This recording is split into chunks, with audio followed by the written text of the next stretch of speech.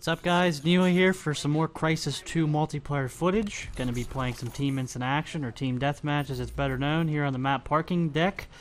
Using the feed line here with the Reflex Sight, or Red Dot as it's better known, with a suppressor on it, and the feed line, which is definitely a weird name for a submachine gun, but nonetheless, it's probably my favorite gun in the game, simply because it is just a bag of awesomeness. Yeah. It's a bag of awesomeness. You put the reflex sight on the suppressor, you're good to go. And it's just one of those guns that I usually chop people up with. So, if I get a game where I'm just playing horrible and I'm trying different combinations, I know I can count on the feed line to get me back into the groove. And I guess what makes this gun so fun to use is the fact that it's got just a little bit of kick where it forces its way up to your opponent's head. So, if you're shooting this bad boy at the enemy's chest, it just seems to rise up enough where you just get those headshots. And as many of you know, headshots in this game are very critical. They're pretty much one-shot kills, if not one-shot kills. All indications to me, though, are that they are one-shot kills. So headshots are definitely important in this game. And when you find a gun that has just a little bit of kick, it seems to really benefit you in this game. It helps as well that if you run fire or faster fire rate or rapid fire, there's what it was, rapid fire, couldn't think of the word. If you also run rapid fire on this sucker, it gives it obviously even a faster rate of fire, so it gives you some added, it gives you an added advantage against your opponents. So before I bore you about the gun in general, let's talk about Crysis 2 and sort of what's been going on. As you guys know, Crytek has released, or well, maybe you don't know, and I'm gonna tell you, but Crysis has released, or Crytek has released patch 1.02, and they released it. It's by the time you guys get this commentary, I would assume that it's been probably about a week since the patch has come out. So, with patch 1.02 coming out, they tried to fix some of the matchmaking issues. I guess they tried to fix some other bugs and glitches and stuff like that. And unfortunately for Crytek, they have sort of made the multiplayer worse. And it's not really a good thing, obviously. This game was actually running pretty smooth. Occasionally, you'd find that one bad hosted room. This game is peer-to-peer. And you would occasionally find that bad hosted room.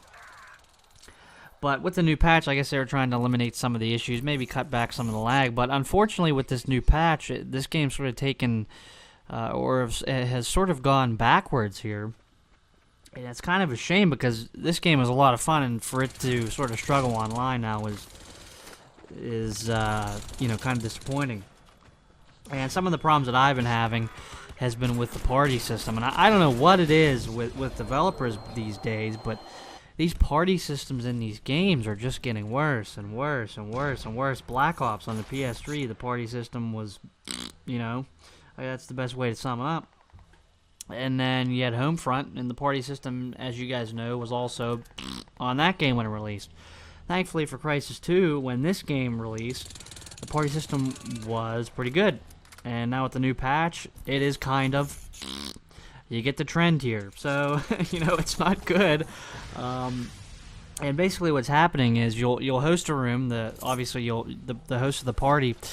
When you collect up members in your party, when the host goes to search, at times the game won't even start up when you get a full room. Or on top of that, the host of the party will go into a completely different game, and basically the members of that party will go into another completely different game. So the party will be completely split up into two different games, two different rooms. That just doesn't make any sense to me, how the host finds one game but the members don't come with him and they go to a completely different game. It's almost like it's not reading that the host exists in the party, and it's canceling that person out and shifting them to another game. And I think this is starting to become a well-known problem. I know on the 360 they're having issues. On the PS3 it's started as well. And it's disappointing because this party system in this game was working pretty well, and then the games started to, I don't want to say go downhill, but it's definitely having some matchmaking issues. So hopefully with another patch that I'm sure is coming around the bend here, I am sure that Crytek will fix this issue. Let's hope. But yeah, it's sort of a mystery. I don't get why developers are screwing up their party system. You know, part of playing online multiplayer gameplay is to have a working functional party system. And if you don't get that to work, what's the sense to have a multiplayer? That's just my opinion, you know.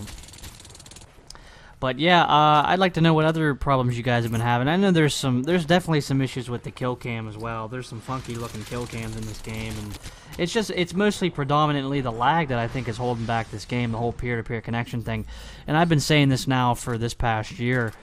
Peer-to-peer connections just need to go. It doesn't work in these games. Obviously it's cheaper and it helps the company out, but it's getting to the point where I don't think I'm going to be able to buy these games that are running peer-to-peer, and Call of Duty's one of them.